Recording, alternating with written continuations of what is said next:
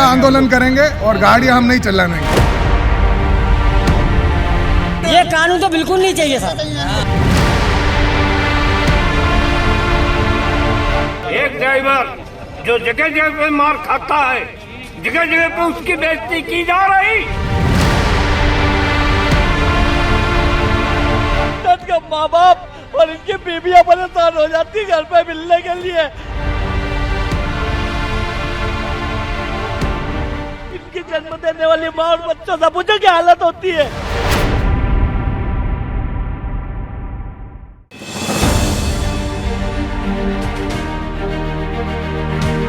नए साल पर दीपक को अपने घर पडरौना जाना था।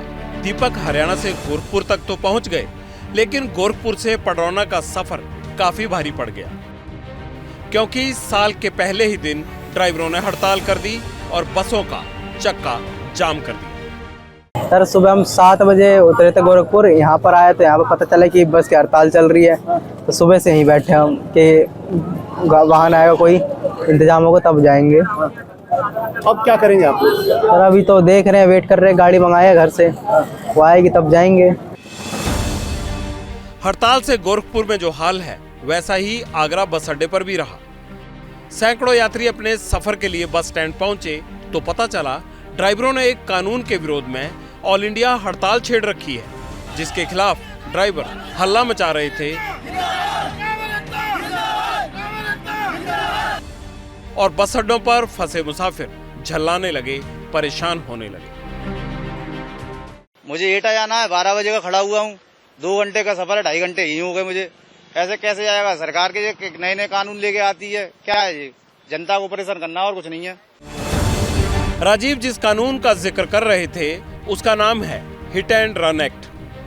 इस कानून का मकसद है खास तौर पर हिट एंड रन केसेस पर अंकुश लगाना, लेकिन प्रावधान जानने के बाद ड्राइविंग करने वालों के कान खड़े हो गए हैं। रूल बना दिया है कि 10 साल की सजा, 7 लाख रुपए एक्सीडेंट होने पे। मजदूर आदमी है, इतने पैसे नहीं मिलते, कहाँ से हम देंगे? जब तक हमारे कानून ये वापस नहीं करोगे आप, तब तक हम गाड़ी नहीं चलाएंगे। किसी कानून में अगर कोई खामी है तो सवाल उठाना वाजिब है, लेकिन सवाल की बजाय सीधे हड़ताल कर देना और उसमें फिर पब्लिक फंस जाए तो जाहिर सी बात है दिक्कत तो बड़े स्तर की है। ड्राइवरों ने एक तरफ अपनी बसों के इंजन बंद कर दिए हैं तो दूसरी तरफ वो बसें भी रुकवा दी हैं जिनमें मुसाफिर बैठे हुए थे या सफर कर रहे थे।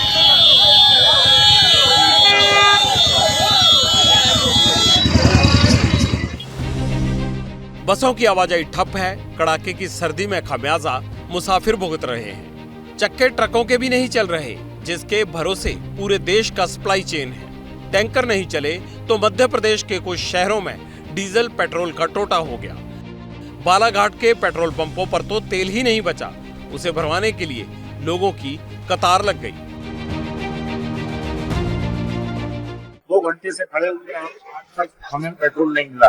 पेट्रोल पंप गए थे, मोती नगर वाला गए थे, 4 चौथा पेट्रोल पंप है, यहाँ लाइन लगे तो पेट्रोल ही नहीं मिल पा रहा है। ड्राइवरों की ये देशव्यापी हड़ताल 3 दिन तक चलेगी। आज हड़ताल का पहला दिन था और पहले ही दिन उज्जैन से लेकर जबलपुर तक कई पेट्रोल पंपों की टंकियों में डीजल पेट्रोल सूखने लगा है। अभी हड़ताल के 2 दिन और बचे हैं।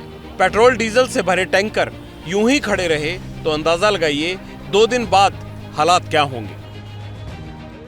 सभी चाहते हैं कि अपनी गाड़ी में पेट्रोल फुल करवा के रखे, किसी की भी इमरजेंसी हो जाए या कुछ काम पड़ जाए तो सब गाड़ी में पेट्रोल होना चाहिए। इस कारण हमने भी फुल करवा के रखी। ठेले पर लदा मरीज बिहार के नालंदा में सरकारी अस्पताल पहुंचा।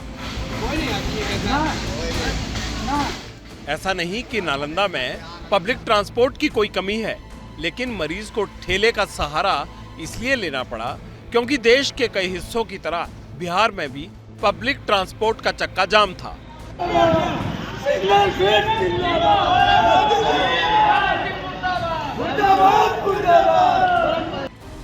एक्सीडेंट के बाद घायल को अस्पताल ले जाने के लिए जब कोई सवारी नहीं मिली तो ठेले पर लादकर ही घायल को अस्पताल पहुंचाया गया। खास बात यह है कि हिट एंड रन केस के मामलों को रोकने के लिए ही सख्त कानून लाया गया है और ये घायल भी हिट एंड रन का ही शिकार है।